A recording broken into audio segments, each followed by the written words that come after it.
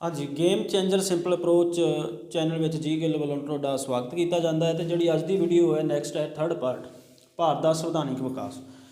पहला आप दो वीडियो के अंतर्गत देख चुके जोड़े एक्ट देख चुके वो है सन एक तो 1600 ईस्वी का कंपनी का चार्टर एक्ट से, एक 1726 का चार्टर एक्ट सीगा जी, एक 1773 का रेगूलेटिंग एक्ट, एक 1781 का तो एक 1784 का पिट्स इंडिया एक्ट जी। ठीक है जी, ये तिना बारे आप डिस्कस कर चुके हुण जी नैक्सट है जिन्हों बारे आप विचार चर्चा कर चुके हैं कि जदों 1784 का एक्ट आया सी तो उसके अधीन जो थोड़ी जी विचार चर्चा आप गवर्नर जनरल बारे करांगे, फिर एक्टा बारे पढ़ांगे। ठीक है, नाल नाल थोड़ा जिहा गवर्नर जनरल जो आए उन्होंने कुछ पॉइंट डिस्कस करांगे, समझना सौखा हो जाऊगा और नाल ही एक्ट जोड़े वो आप करांगे जी। 1784 के पिट्स इंडिया एक्ट के राही देखा सीगा कि जो गवर्नर जनरल सीगा जी वारन हेस्टिंग। ठीक है जी, पहला जी वारन हेस्टिंग सीगा जी, वारन हेस्टिंग ਇਹਦਾ ਜਿਹੜਾ ਟਨਿਓਰ ਸੀਗਾ ਜੀ ਉਹ ਕੀ ਸੀਗਾ, ਕਿੰਨਾ ਸੀਗਾ ਜੀ। ਵਾਰਨ ਹੈਸਟਿੰਗ ਦਾ ਜਿਹੜਾ ਟਨਿਓਰ ਸੀਗਾ ਉਹ 1772 ਤੋਂ ਲੈ ਕੇ ਤੇ 1785 ਤੱਕ ਜਿਹੜਾ ਉਹ ਰਿਹਾ ਹੈ ਜੀ, 1785 तक। ठीक है जी, इस गवर्नर जनरल ने जो काम किया, जो वर्क किया, वो बारे गल करते हैं कि इस गवर्नर जनरल के समय किहड़ियां घटनावां होईयां जां की होया। इस गवर्नर जनरल के अधीन एक एक्ट आया सीगा जी 1773 का एक्ट। ठीक है जी, रेगूलेटिंग एक्ट। ठीक है जी, 1773 के एक्ट के राही इसने की किया सीगा जी, कलकत्ता दे विच SC की स्थापना की सी 1774 के सुप्रीम कोर्ट की, कित्थे जी, कलकत्ता। ठीक है जी, होर इन्हें की काम किया सीगा जी, होर इन्हें एक महत्वपूर्ण जिहड़ा काम किया सी Amini mission, Amini commission, Amini commission.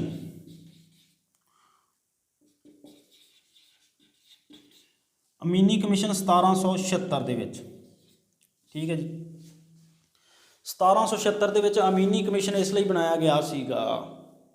Amini commission ਦੀ ਜਿਹੜੀ ਕਮਿਸ਼ਨ ਸੀਗਾ ਇਹਦਾ ਜਿਹੜਾ ਕੰਮ ਸੀਗਾ ਇਸ ਲਈ ਕਰਕੇ ਬਣਾਇਆ ਸੀ ਕਿ ਕੋਈ ਤੁਸੀਂ ਗਰਾਊਂਡ ਲੈਵਲ ਤੇ ਵੇਖੋ ਕਿ ਕਿਸਾਨਾਂ ਦੀ ਹਾਲਤ ਕਿਹੋ ਜਿਹੀ ਹੈ। ਤਾਂ ਅਮੀਨੀ ਕਮਿਸ਼ਨ ਦੇ ਜੋ ਸਿਫਾਰਸ਼ਾਂ ਸੀ ਉਹਨਾਂ ਨੇ ਗਰਾਊਂਡ ਲੈਵਲ ਤੇ ਦੇਖਿਆ ਤਾਂ ਉਹਨਾਂ ਦੱਸਿਆ ਕਿ ਕਿਸਾਨ ਕਿਸੇ ਦੀ ਹਾਲਤ, ਕਿਸਾਨਾਂ ਦੀ ਹਾਲਤ ਬਹੁਤ ਤਰਸਯੋਗ ਹੈ, ਉਹ ਕਿਸੇ ਵੀ ਤਰ੍ਹਾਂ ਦਾ ਕਰ ਜਾਂ ਕੁਛ ਵੀ ਨਹੀਂ ਦੇ ਸਕਦੇ ਤੇ ਜਿਹੜੇ ਤੁਹਾਨੂੰ ਜ਼ਿਮੀਂਦਾਰ ਹੈ ਉਹ ਝੂਠ ਬੋਲ ਰਹੇ ਨੇ। ਉਸ ਤੋਂ ਬਾਅਦ ਇਸ ਕਈ ਤਰ੍ਹਾਂ ਦੇ ਜਿਹੜੀ ਕਿ ਸੈਟਲਮੈਂਟ ਕਰਦਾ ਹੈ ਟੈਕਸ ਦੇ ਲਈ, ਕਰ ਦੇ ਲਈ। ਠੀਕ ਹੈ ਜੀ, ਅਮੀਨੀ ਕਮਿਸ਼ਨ। ਠੀਕ ਹੈ, ਉਸ ਤੋਂ ਬਾਅਦ ਇਹਦਾ ਜਿਹੜਾ ਕਾਰਜ ਸੀਗਾ ਉਹ ਹੈਗਾ ਸੀਗਾ ਕਿ 1780 ਦੇ ਵਿੱਚ, 1780 ਦੇ ਵਿੱਚ ਇਹ ਕੀ ਕਰਦਾ ਹੈ ਜੀ, ਕਲਕੱਤਾ ਦੇ ਵਿੱਚ ਇੱਕ ਮਦਰਸਾ ਖੋਲ੍ਹਦਾ ਹੈ। ਮਦਰਸਾ ਮਤਲਬ ਕਾਹਦੇ ਲਈ, ਜਿੱਥੇ ਸਿੱਖਿਆ ਮਿਲਦੀ ਹੈ ਜੀ। ਠੀਕ ਹੈ ਜੀ, ਹੋਰ ਤੁਸੀਂ ਦੇਖੋਗੇ ਜਦੋਂ 1872 ਦੇ ਵਿੱਚ ਇਮੀਡੀਏਟਲੀ ਆਉਂਦਾ ਤਾਂ ਕੀ ਕਰਦਾ, ਦੋਹਰੇ ਸ਼ਾਸਨ ਨੂੰ ਖਤਮ ਕਰਦਾ ਹੈ ਜੀ, ਦੋਹਰੇ ਸ਼ਾਸਨ ਨੂੰ ਐਂਡ ਕਰਦਾ ਹੈ ਜੀ, ਦੋਹਰੇ ਸ਼ਾਸਨ ਦਾ ਐਂਡ। ਹੋਰ ਇਹ ਜਾਂ ਵਾਰਨ ਹੈਸਟਿੰਗ ਦੇ ਸਮੇਂ ਹੋਰ ਕੀ ਹੁੰਦਾ ਜੀ। ਠੀਕ ਹੈ, 1772 ਦੇ ਵਿੱਚ ਦੋਹਰੇ ਸ਼ਾਸਨ ਦਾ ਐਂਡ, 1773 ਦਾ ਐਕਟ ਆਉਂਦਾ, 1774 ਦੇ ਵਿੱਚ ਕਲਕੱਤਾ 'ਚ SC ਦੀ ਸਥਾਪਨਾ, 1876 ਦੇ ਵਿੱਚ ਅਮੀਨੀ ਕਮਿਸ਼ਨ। ਠੀਕ ਹੈ ਜੀ, ਕਿਸਾਨਾਂ ਦੀ ਹਾਲਤ ਜਾਣਨ ਲਈ, 1780 ਦੇ ਵਿੱਚ ਕਲਕੱਤਾ ਵਿੱਚ ਮਦਰਸਾ ਤੇ 1784 ਦੇ ਵਿੱਚ ਕਿਹੜਾ ਆਉਂਦਾ ਐਕਟ ਜੀ, ਪਿਟਸ ਇੰਡੀਆ ਐਕਟ। ਠੀਕ ਹੈ ਜੀ, ਇਹਦੇ ਕਾਰਜਕਾਲ ਦੌਰਾਨ ਦੋ ਐਕਟ ਜਿਹੜੇ ਆਉਂਦੇ ਆ, 1773 ਦਾ ਐਕਟ ਤੇ 1784 ਦਾ ਐਕਟ। ਠੀਕ ਹੈ ਜੀ, ਇਹ ਚੀਜ਼ਾਂ ਹੋ ਗਈਆਂ ਜੀ। ਉਸ ਤੋਂ ਬਾਅਦ ਜੋ ਗਵਰਨਰ ਜਨਰਲ ਆਉਂਦਾ ਹੈ, ਠੀਕ ਹੈ ਜੀ, ਉਸ ਤੋਂ ਬਾਅਦ ਜੋ ਗਵਰਨਰ ਜਨਰਲ ਆਉਂਦਾ ਹੈ ਉਹ ਆਉਂਦਾ ਹੈ ਜੀ ਜੌਨ ਮੈਕਫਰਸਨ। ਠੀਕ ਹੈ ਜੀ, ਜੌਨ ਮੈਕਫਰਸਨ ਜਿਹੜਾ ਆਉਂਦਾ ਜੀ 1785 ਤੋਂ ਲੈ ਕੇ ਤੇ 1786 ਤੱਕ।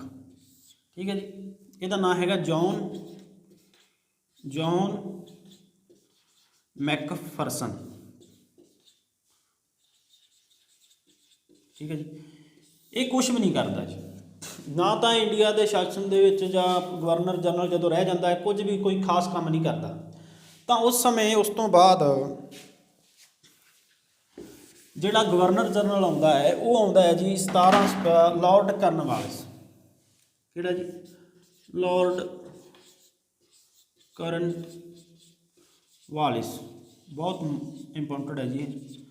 ये कदों आਉਂਦਾ जी 1786 तो लैके ਤੇ 1793 ਤੱਕ ਆਉਂਦਾ ਜੀ। ਠੀਕ ਹੈ, 1786 ਤੋਂ ਲੈ ਕੇ 1793 ਤੱਕ ਇਹਦਾ ਜਿਹੜਾ ਆ ਜਾਂਦਾ ਹੈ ਕਾਰਜਕਾਲ।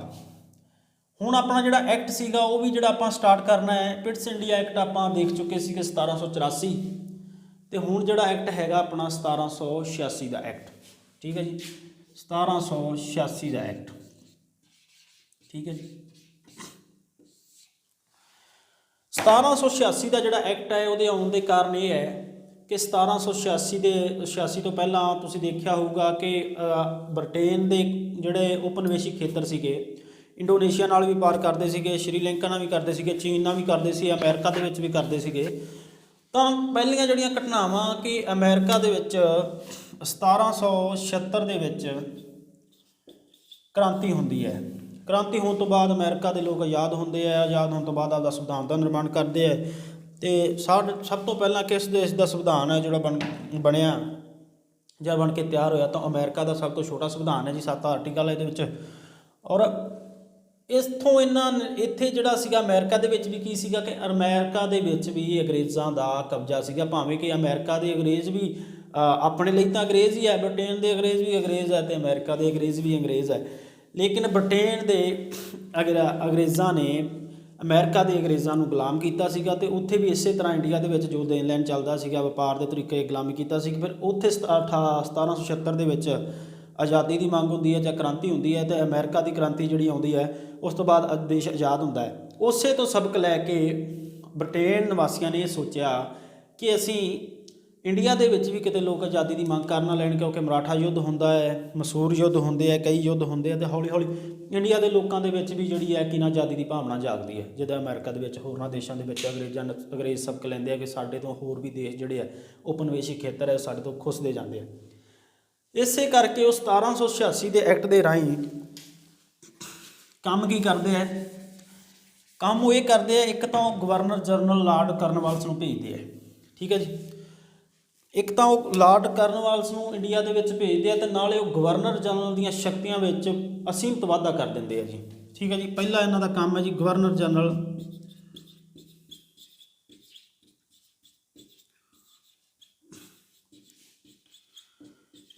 ਦੀਆਂ ਸ਼ਕਤੀਆਂ ਵਿੱਚ ਵਾਧਾ।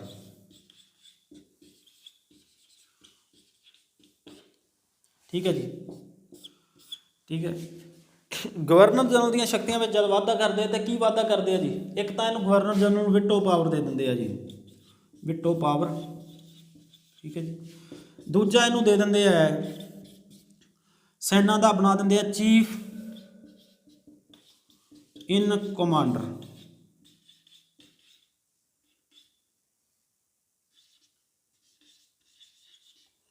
ਠੀਕ ਹੈ ਜੀ, ਜਦੋਂ ਗਵਰਨਰ ਜਨਰਲ ਦੀਆਂ ਸ਼ਕਤੀਆਂ ਵਿੱਚ ਵਾਧਾ ਕਰ ਦਿੱਤਾ ਜਾਂਦਾ ਹੈ ਤਾਂ ਵਿਟੋ ਪਾਵਰ ਜਿਹੜੀ ਕਿ ਨਾ ਉਹ ਦੇ ਦਿੱਤੀ ਜਾਂਦੀ ਹੈ। ਔਰ ਉਸ ਤੋਂ ਇਲਾਵਾ ਇਸ ਨੂੰ ਚੀਫ ਇਨ ਕਮਾਂਡਰ ਬਣਾ ਦਿੱਤਾ ਜਾਂਦਾ ਹੈ ਸੈਨਾ ਦਾ। ਔਰ ਜਦੋਂ ਇਹਨੂੰ ਚੀਫ ਇਨ ਕਮਾਂਡਰ ਸੈਨਾ ਦਾ ਬਣਾ ਦਿੱਤਾ ਜਾਂਦਾ ਤਾਂ ਸਾਰੀਆਂ ਸੈਨਾਵਾਂ, ਜਿਵੇਂ ਕਿ ਇੰਡੀਆ ਦੇ ਵਿੱਚ ਰਾਸ਼ਟਰਪਤੀ ਹੈ ਉਸ ਤਿੰਨਾਂ ਸੈਨਾਵਾਂ ਦਾ ਮੁਖੀ ਹੁੰਦਾ ਹੈ, ਉਸੇ ਤਰ੍ਹਾਂ ਜੋ ਗਵਰਨਰ ਜਨਰਲ ਹੈ ਉਹ ਇਹਨਾਂ ਦਾ ਜਿਹੜੀ ਬ੍ਰਿਟਿਸ਼ ਸੈਨਾ ਹੈ ਉਹਦਾ ਮੁਖੀ ਬਣ ਜਾਂਦਾ ਹੈ।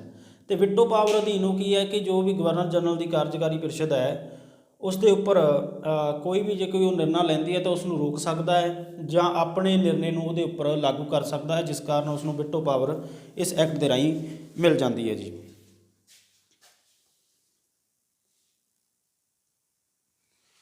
ਇਸ ਤੋਂ ਬਾਅਦ ਜਦੋਂ ਗਵਰਨਰ ਜਨਰਲ ਨੂੰ ਵਿਟੋ ਪਾਵਰ ਮਿਲ ਜਾਂਦੀ ਹੈ ਤਾਂ ਕੋਈ ਵੀ ਨਿਰਣਾ ਲੈ ਸਕਦਾ ਹੈ। ਜਾਂ ਤੁਸੀਂ ਇਸੇ ਤਰ੍ਹਾਂ ਯਾਦ ਕਰ ਸਕਦੇ ਹੋ ਕਿ ਹਰੇਕ ਮਨੁੱਖ ਦਾ ਆਪੋ ਆਪਣਾ ਸੁਭਾਅ ਹੁੰਦਾ ਹੈ, ਅਤੇ ਜਦੋਂ ਲਾਰਡ ਕਾਰਨਵਾਲਿਸ ਜਿਹੜਾ ਕਿ ਨਾ ਭਾਰਤ ਦਾ ਗਵਰਨਰ ਜਨਰਲ ਬਣਦਾ ਹੈ ਤਾਂ ਉਹ ਇਸ ਸ਼ਰਤਾਂ ਲੈ ਕੇ ਆਉਂਦਾ ਹੈ ਕਿ ਜੇ ਤਾਂ ਮੈਨੂੰ ਜੇ ਭਾਰਤ ਨੂੰ ਮੈਂ ਹੈਂਡਲ ਕਰਨਾ ਹੈ ਤਾਂ ਮੈਨੂੰ ਚੰਗੀਆਂ ਸ਼ਕਤੀਆਂ ਦਿਓ, ਮੈਨੂੰ ਪੂਰਨ ਜਾਣੀ ਕਿ ਮੈਨੂੰ ਆਜ਼ਾਦੀ ਹੋਵੇ, ਮੈਂ ਆਪਦੇ ਤਰੀਕੇ ਨਾਲ ਜੋ ਮਰਜ਼ੀ ਕਰਾਂ। ਤਾਂ ਉਹ ਇਸ ਤਰੀਕੇ ਦੇ ਨਾਲ ਵੀ ਤੁਸੀਂ ਇਹਨਾਂ ਚੀਜ਼ਾਂ ਨੂੰ ਯਾਦ ਕਰ ਸਕਦੇ ਹੋ ਕਿ ਲਾਰਡ ਕਾਰਨਵਾਲਿਸ ਜਦੋਂ ਆਉਂਦਾ ਹੈ ਉਹ ਕਿ ਨਾ ਅਸੀਮਿਤ ਸ਼ਕਤੀਆਂ ਲੈ ਕੇ ਆਉਂਦਾ ਹੈ ਭਾਰਤ ਉੱਪਰ ਕੰਟਰੋਲ ਕਰਨ ਲਈ। ਵਿਟੋ ਪਾਵਰ ਹੋ ਗਿਆ, ਚੀਫ ਇਨ ਕਮਾਂਡਰ ਜਿਹੜਾ ਹੈ ਉਹਨੂੰ ਨਿਯੁਕਤ ਕਰ ਦਿੱਤਾ ਜਾਂਦਾ ਹੈ। ਔਰ ਉਸ ਤੋਂ ਬਾਅਦ ਜੋ ਲਾਰਡ ਕਾਰਨਵਾਲਿਸ ਹੈ ਉਹਦੇ ਆਪਾਂ ਥੋੜ੍ਹੇ ਜਿਹੇ ਕੰਮ ਦੇਖਾਂਗੇ कि लॉर्ड कर्नवालिस जदों आउंदा है तो उन्हें फिर किहड़े-किहड़े काम है जो इंडिया दे विच कीते है। ठीक है जी, उन्हां बारे विचार चर्चा करांगे। ये सन एक्ट के महत्वपूर्ण काम जो 1786 का एक्ट आता है। ठीक है जी, तो लॉर्ड कर्नवालिस जदों इंडिया के आता है तो वो जोड़े महत्वपूर्ण काम है 1793 के सब तो पहला की करता जी स्थाई बंदोबस्त परमानेंट सैटलमेंट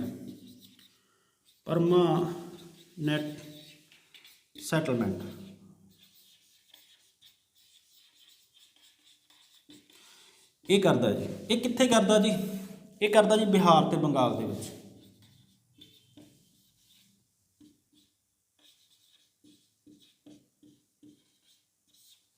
ठीक है जी, उस तो बाद 1793 ਦੇ ਵਿੱਚ ਇਹ ਦੂਜਾ ਜਿਹੜਾ ਕੰਮ ਕਰਦਾ ਹੈ ਉਹ ਆਪਣਾ ਇੱਕ ਕੋਡ ਲੈ ਕੇ ਆਉਂਦਾ ਹੈ ਆਪਦੇ ਹੀ ਨਾਮ ਉੱਪਰ ਜਿਹਨੂੰ ਕਹਿੰਦੇ ਆ ਕਰਨਵਾਲਿਸ ਕੋਡ।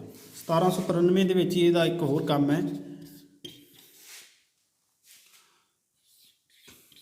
ਕਰਨਵਾਲਿਸ ਕੋਡ। ठीक है जी, होर इसका जोड़ा काम है इनू लॉर्ड कर्नवालिस होर किहड़े काम करके जानिया जाता है तो होर जोड़ा इहदा जिहड़े काम करके जानिया जाता है इनू सिविल सर्विस का जोड़ा जनक मन्निया जाता है। भारत दे विच जिहड़ी UPSC है मान लो जिहदे राही आपां मान लो ये IAS की परीक्षा दिंदे आ जां होर PCS दी परीक्षा जो स्टेट लेवल ते हुंदियां ने उन्हां दा जनक जिहड़ा इनू आखिया जाता है। ठीक है जी, किस चीज़ का जनक है जी? सिविल सेवावां दा।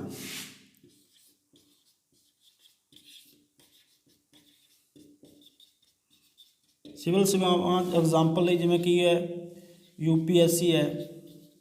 ठीक है जी, PCS है जो स्टेट लेवल ते हुंदियां है हरेक स्टेट करवाउंदी है जिन्होंने कहते civil service English civil services दा जनक जिहड़ा है इसनूं आख्या जाता है। ठीक है जी, इस तो बाद ये सीगा जदों लॉर्ड कर्नवालिस 1786 के एक्ट राही इंडिया आता है तो वो द्वारा किए गए जोड़े है वो काम है और एक्ट दे विच जो एक्ट सीगा उहदे नाल रिलेटेड गल्लां आपां डिस्कस कर ही लईआं है। इस तो जिहड़ा अगला एक्ट है नैक्सट एक्ट आता है वो आता है जी 1793 का एक्ट। ठीक है जी,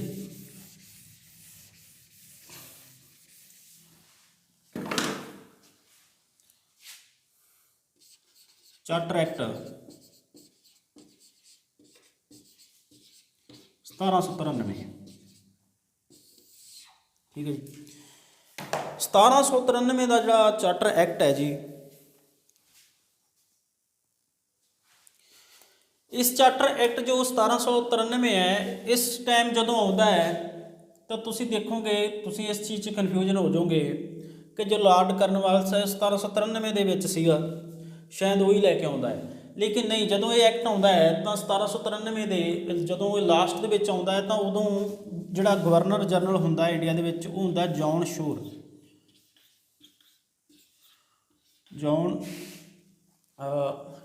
ठीक है जी,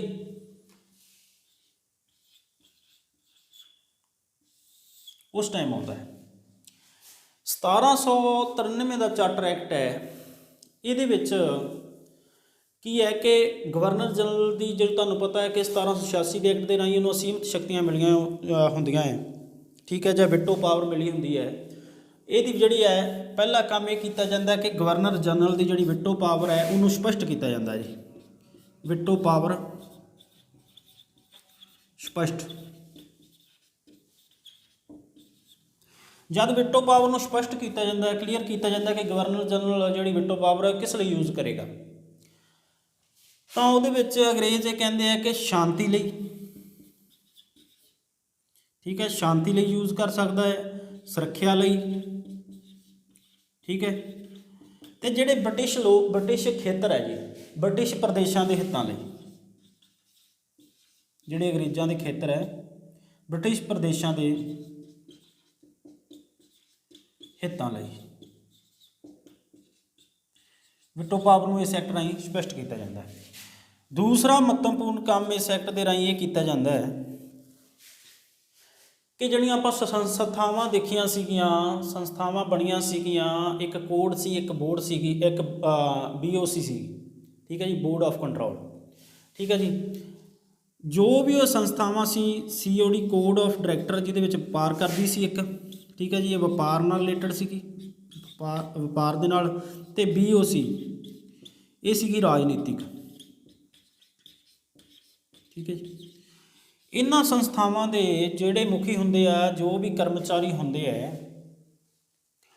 ਉਹਨਾਂ ਦਾ ਜਿਹੜਾ ਵੀ ਕੋਈ ਤਨਖਾਹ ਹੈ, ਠੀਕ ਹੈ ਜੀ, ਇਹ ਜਿਹੜੇ ਬੋਰਡ ਨੂੰ ਕੰਟਰੋਲ ਕਰਦੇ ਉਹ ਕਿੱਥੇ ਹੈ ਜੀ, ਉਹ ਹੈਗੇ ਬ੍ਰਿਟੇਨ ਦੇ ਵਿੱਚ।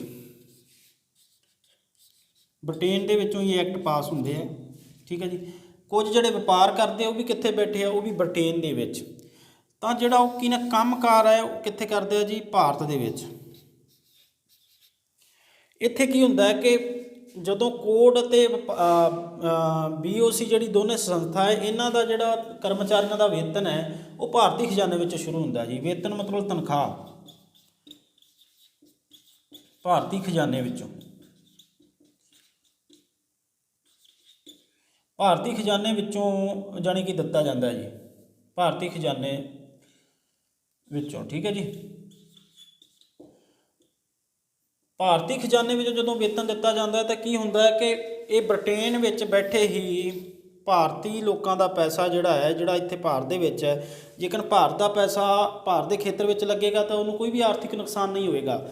ਲੇਕਿਨ ਜਦੋਂ ਭਾਰਤ ਦਾ ਪੈਸਾ ਬ੍ਰਿਟੇਨ ਵਿੱਚ ਜਾਏਗਾ ਤਾਂ ਉਹਨੂੰ ਆਰਥਿਕ ਨੁਕਸਾਨ ਹੋਵੇਗਾ। ਇਸੇ ਲਈ ਦਾਦਾ ਭਾਈ ਨੌਰੋਜੀ ਸੀ, ਉਹਨਾਂ ਨੇ ਡਰੇਨ ਆਫ ਵੈਲਥ ਮਤਲਬ ਕਿ ਆਰਥਿਕ ਜਿਹੜਾ ਕਿ ਨਾ ਆਪਾਂ ਨੂੰ ਨੁਕਸਾਨ ਹੁੰਦਾ ਹੈ ਉਹਦੇ ਬਾਰੇ ਥਿਊਰੀ ਦੱਸੀ ਕਿ ਕਿਵੇਂ ਜਿਹੜੇ ਗੋਰੇ ਹੈ ਉਹ ਜਾਣੀ ਕਿ ਭਾਰਤ ਦਾ ਪੈਸਾ ਬ੍ਰਿਟੇਨ ਦੇ ਵਿੱਚ ਲਿਜਾ ਰਹੇ ਨੇ, ਠੀਕ ਹੈ ਜੀ। ਇਸ ਕਰਕੇ ਇਸ ਐਕਟ ਦੀ ਜਿਹੜੀ ਵਿਸ਼ੇਸ਼ਤਾ ਉਹ ਇਹ ਹੈ ਕਿ ਜਿੰਨੇ ਵੀ ਬੋਰਡ ਆਫ ਕੰਟਰੋਲ ਦੇ ਕਰਮਚਾਰੀ ਹੈ ਜਿਹੜੇ ਵਪਾਰ ਕਰਦੇ ਆ, ਉਹਨਾਂ ਦਾ ਜਿੰਨਾ ਵੀ ਵੇਤਨ ਹੈ ਉਹ ਸਾਰਾ ਭਾਰਤੀ ਖਜ਼ਾਨੇ ਵਿੱਚੋਂ ਦਿੱਤਾ ਜਾਂਦਾ ਹੈ।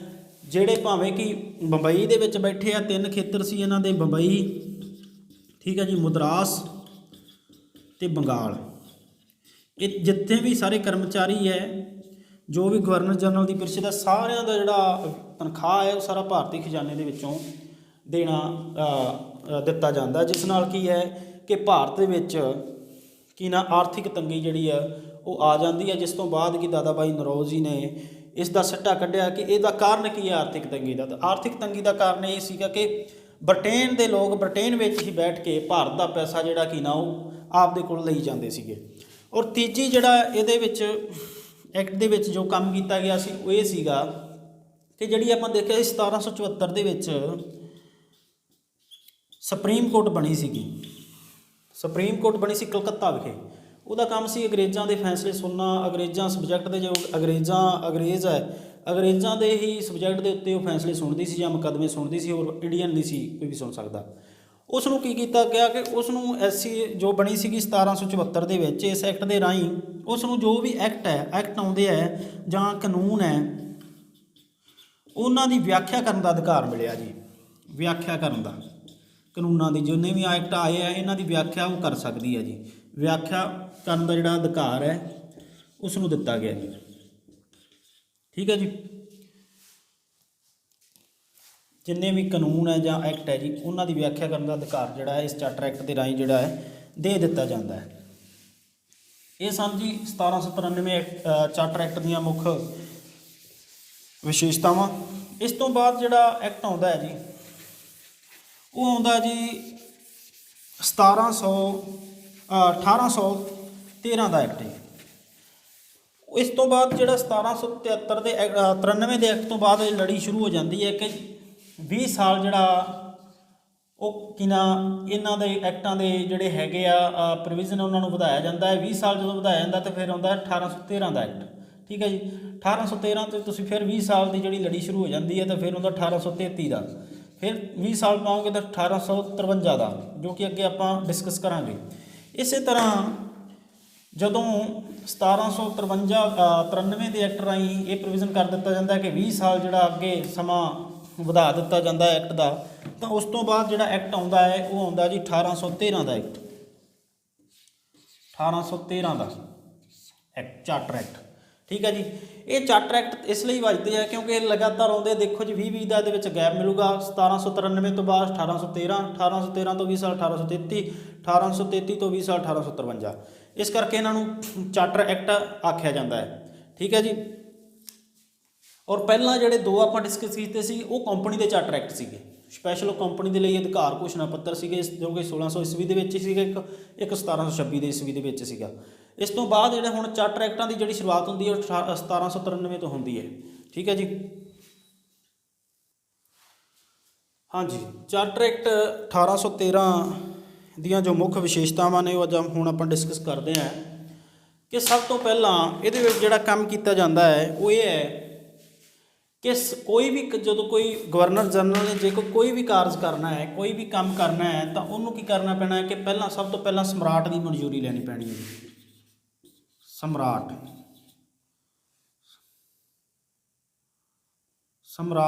ਦੀ ਮਨਜ਼ੂਰੀ।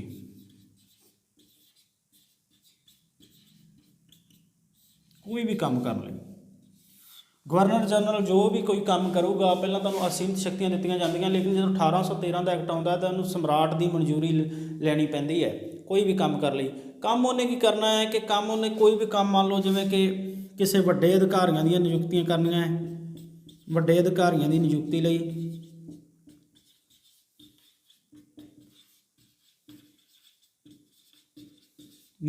ਠੀਕ ਹੈ ਜੀ, ਠੀਕ ਹੈ ਜੀ। ਕਿਸੇ ਰਜਵਾੜੇ ਨਾਲ ਜੇ ਕੋਈ ਯੁੱਧ ਕਰਨਾ ਹੈ, ਠੀਕ ਹੈ, ਯੁੱਧ ਲਈ, ਠੀਕ ਹੈ, ਸਮਰਾਟ ਦੀ ਮਨਜ਼ੂਰੀ ਜ਼ਰੂਰੀ ਹੈ। ਜੋ ਬ੍ਰਿਟੇਨ ਦੇ ਵਿੱਚ ਬੈਠਾ ਹੈ ਸੰਧੀ ਦੇ ਲਈ ਕੋਈ ਵੀ ਮੰਨ ਲਓ ਟ੍ਰੈਟੀ ਕਰਨੀ, ਉਹਨੇ ਸੰਧੀ ਕਰਨੀ, ਉਹਦੇ ਲਈ ਵੀ ਜਿਹੜੀ ਹੈ ਸਮਰਾਟ ਦੀ ਜਿਹੜੀ ਹੈ ਮਨਜ਼ੂਰੀ ਹੈ ਉਸ ਐਕਟ ਦੇ ਰਾਹੀਂ ਗਵਰਨਰ ਜਨਰਲ ਨੂੰ ਜ਼ਰੂਰੀ ਕਰ ਦਿੱਤੀ ਗਈ ਹੈ ਵੀ ਸਮਰਾਟ ਦੀ ਮਨਜ਼ੂਰੀ ਤੋਂ ਬਿਨਾਂ ਕੋਈ ਵੀ ਕੰਮ ਜਿਹੜਾ ਹੈ ਉਹ ਨਹੀਂ ਚੱਲ ਸਕਦਾ। 1813 ਐਕਟ ਦਾ ਪਹਿਲਾ ਇਹ ਜਿਹੜਾ ਵਿਸ਼ੇਸ਼ਤਾ ਹੈ ਉਹ ਇਹ ਹੈ।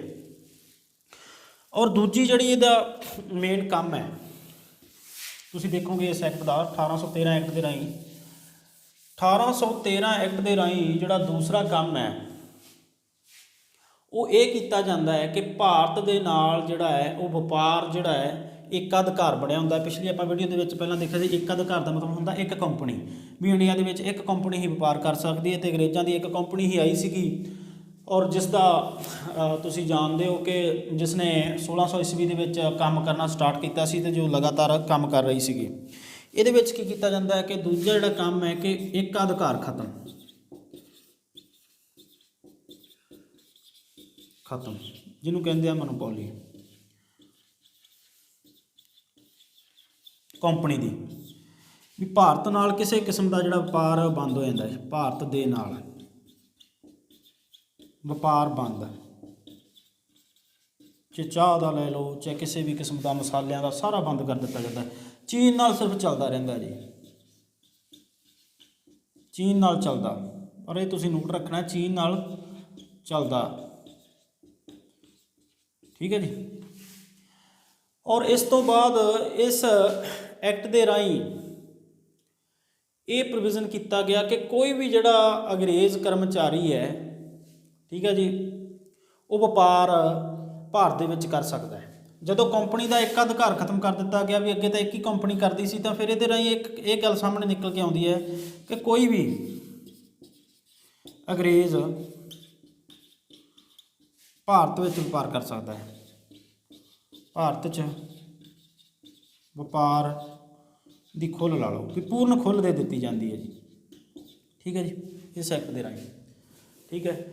ਔਰ ਇਸ ਤੋਂ ਬਾਅਦ ਇੱਕ ਮਹੱਤਵਪੂਰਨ ਜੋ ਇਹਦੇ ਵਿੱਚ ਐਕਟ ਦੇ ਵਿੱਚ ਕੀਤਾ ਜਾਂਦਾ ਹੈ ਕੰਮ ਉਹ ਇਹ ਕੀਤਾ ਜਾਂਦਾ ਹੈ 1813 ਦੇ ਐਕਟ ਦੇ ਰਾਹੀਂ ਈਸਾਈ ਮਿਸ਼ਨਰੀਆਂ ਨੂੰ ਮਨਜ਼ੂਰੀ ਦੇ ਦਿੱਤੀ ਜਾਂਦੀ ਹੈ ਭਾਰਤ ਆਉਣ ਦੀ। ਈਸਾਈ ਜਿਹੜੇ ਪਾਦਰੀ ਹੈ, ਈਸਾਈ ਮਿਸ਼ਨਰੀਆਂ ਜਿਨ੍ਹਾਂ ਦੇ ਹੁਣ ਸਕੂਲ ਬਹੁਤ ਫੇਮਸ ਹੈ, ਈਸਾਈ ਮਿਸ਼ਨਰੀਆਂ ਨੂੰ ਭਾਰਤ ਆਉਣ ਦੀ ਮਨਜ਼ੂਰੀ, ਠੀਕ ਹੈ ਜੀ, ਠੀਕ ਹੈ। ਜਦੋਂ ਈਸਾਈ ਮਿਸ਼ਨਰੀ ਭਾਰਤ ਵਿੱਚ ਆਉਂਦੇ ਆ ਜਾਂ ਪਾਦਰੀ ਭਾਰਤ ਵਿੱਚ ਪੂਰਨ ਉਹਨਾਂ ਨੂੰ ਆਉਣ ਦੀ ਖੁੱਲ੍ਹ ਦਿੱਤੀ ਜਾਂਦੀ ਹੈ ਤਾਂ ਸਭ ਤੋਂ ਪਹਿਲਾਂ ਉਹਨਾਂ ਕੀ ਕਰਤਾ ਹੈ ਕਿ ਕਲਕੱਤਾ ਦੇ ਵਿੱਚ ਇੱਕ ਆਪਣੀ ਪਹਿਲੀ ਚਰਚ ਖੋਲ੍ਹਦੇ ਆ। ਕਿੱਥੇ ਖੋਲ੍ਹਦੇ ਆ ਜੀ? ਪਹਿਲੀ ਚਰਚ ਖੋਲ੍ਹਦੇ ਆ ਜੀ, ਚਰਚ ਜਾਂ ਗਿਰਜਾ ਘਰ ਕਿੱਥੇ ਖੋਲ੍ਹਦੇ ਆ ਜੀ? ਕਲਕੱਤਾ, ਠੀਕ ਹੈ ਜੀ। ਈਸਾਈ ਮਿਸ਼ਨਰੀਆਂ ਦੇ ਆਉਣ ਦੇ ਨਾਲ ਤੁਸੀਂ ਦੇਖੋਗੇ 1813 ਦੇ ਵਿੱਚ ਜਦੋਂ ਇਹ ਆਉਂਦੇ ਆ ਤੇ ਆਪਣੇ ਈਸਾਈ ਧਰਮ ਦਾ ਪ੍ਰਚਾਰ ਕਰਦੇ ਆ। ਈਸਾਈ ਧਰਮ ਦਾ ਪ੍ਰਚਾਰ ਜਦੋਂ ਇਹ ਕਰਦੇ ਆ ਤਾਂ ਤੁਸੀਂ ਦੇਖੋਗੇ ਕਿ 1820 ਦੇ ਵਿੱਚ ਹੀ ਜਿਹੜਾ 1800 ਜਿਹੜੇ ਅੰਦੋਲਨ ਸ਼ੁਰੂ ਹੁੰਦੇ ਆ। ਠੀਕ ਹੈ ਜੀ। 18ਵੀਂ ਸਦੀ ਜਿਹੜੀ ਹੈ ਇਹਦੇ ਵਿੱਚ ਜਦੋਂ ਈਸਾਈ ਮਿਸ਼ਨਰੀਆਂ ਦਾ ਇਹ ਈਸਾਈ ਧਰਮ ਦਾ ਨਾਲ ਰਿਲੇਟਡ ਪ੍ਰਚਾਰ ਕਰਦੇ ਆ ਤਾਂ ਤੁਸੀਂ ਦੇਖੋਗੇ ਕਿ ਰਾਜਾ ਰਾਮ ਮੋਹਨ ਰਾਏ, ਠੀਕ ਹੈ, ਆਰੀਆ ਸਮਾਜ ਹੋ ਗਿਆ, ਜੋ ਵੀ ਹੋ ਗਿਆ, ਉਹ ਸਾਰੀਆਂ ਚੀਜ਼ਾਂ ਬੋਲਦੇ ਆ। ਇਸ ਤੋਂ ਬਾਅਦ ਜਿਹੜਾ ਚੌਥਾ ਇਹਨਾਂ ਦਾ ਇਸ ਐਕਟ ਦੇ ਰਾਹੀਂ ਕੰਮ ਕੀਤਾ ਜਾਂਦਾ ਹੈ ਕਿ ਅੰਗਰੇਜ਼ਾਂ ਦੀ ਕੰਪਨੀ ਉਹ ਪਹਿਲੀ ਵਾਰੀ ਘੋਸ਼ਿਤ ਕਰਦੀ ਹੈ ਕਿ ਅਸੀਂ 1 ਲੱਖ ਰੁਪਈਆ ਸਾਲਾਨਾ 1 ਲੱਖ ਸਾਲਾਨਾ ਭਾਰਤ ਦੀ ਐਜੂਕੇਸ਼ਨ ਤੇ ਭਾਰਤ ਦੀ ਸਿੱਖਿਆ ਤੇ ਖਰਚ ਕਰਾਂਗੇ।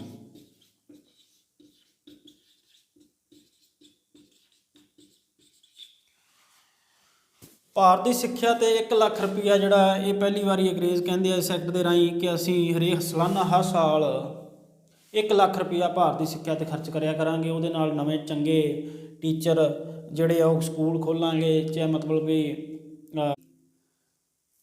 ਜਾਂ ਜੋ ਵੀ ਆ ਲੈਕਚਰ ਦੇ ਵਿੱਚ ਆਪਾਂ ਡਿਸਕਸ ਕੀਤਾ ਹੈ ਇਹ ਤੁਹਾਨੂੰ ਸਮਝ ਵਿੱਚ ਆਇਆ ਹੋਵੇਗਾ। ਸੋ ਸਾਰਿਆਂ ਦਾ ਬਹੁਤ ਬਹੁਤ ਧੰਨਵਾਦ ਜੀ। ਜੇ ਚੰਗਾ ਲੱਗਿਆ ਤਾਂ ਇਸ ਨੂੰ ਲਾਈਕ ਔਰ ਸ਼ੇਅਰ ਜ਼ਰੂਰ ਕਰੋ ਜੀ। ਜੇਕਰ ਤੁਹਾਨੂੰ ਸਮਝ ਆਉਂਦੀ ਹੈ ਤਾਂ ਫਿਰ ਹੀ ਲਾਈਕ ਅਤੇ ਸ਼ੇਅਰ ਜ਼ਰੂਰ ਕਰਨਾ, ਕਿਉਂਕਿ ਲਾਈਕ ਸ਼ੇਅਰ ਦੇ ਨਾਲ ਇਹ ਹੋਊਗਾ ਕਿ ਮੈਨੂੰ ਵੀ ਜਿਹੜੀਆਂ ਅਗਲੀ ਵੀਡੀਓ ਆ ਬਣਾਉਣ ਦੀ ਉਹ ਮੋਟੀਵੇਟ ਹੋਊਗਾ ਕਿ ਮੈਨੂੰ ਵੀ ਕੋਈ ਦੇਖ ਰਿਹਾ ਹੈ, ਚਾਹੇ ਕੋਈ ਲਾਈਕ ਕਰਦਾ ਹੈ, ਚਾਹੇ ਕੋਈ ਮੇਰੇ ਨਾਲ ਲੋਕ ਜੁੜੇ ਆ, ਤਾਂ ਮੈਨੂੰ ਚਾਹੀਦਾ ਕਿ ਅਗਲੀਆਂ ਜਿਹੜੀਆਂ ਵੀਡੀਓ ਹੈ ਉਹ ਲੈ ਕੇ ਆਉਣੀਆਂ ਚਾਹੀਦੀਆਂ। ਜੇਕਰ ਤੁਹਾਨੂੰ ਇੱਥੋਂ ਕੁਛ ਇਸ ਵੀਡੀਓ ਦੇਖ ਕੇ ਕੁਝ ਤੁਹਾਡੇ ਗਿਆਨ ਦੇ ਵਿੱਚ ਵਾਧਾ ਹੁੰਦਾ ਤਾਂ ਫਿਰ ਹੀ ਲਾਈਕ ਅਤੇ ਸ਼ੇਅਰ ਕਰਨਾ ਚਾਹੀਦਾ, ਲੇਕਿਨ ਨਹੀਂ, ਵੈਸੇ ਨਹੀਂ ਮੈਂ ਕਹਿੰਦਾ ਕਿ ਇੱਕ ਫਾਰਮੈਲਿਟੀ ਦੇ ਤੌਰ 'ਤੇ ਇਸ ਵੀਡੀਓ ਨੂੰ ਲਾਈਕ ਜਾਂ ਸ਼ੇਅਰ ਕੀਤਾ ਜਾਵੇ ਜੀ। ਸੋ ਬਹੁਤ ਬਹੁਤ ਧੰਨਵਾਦ ਜੀ ਸਾਰਿਆਂ ਦਾ।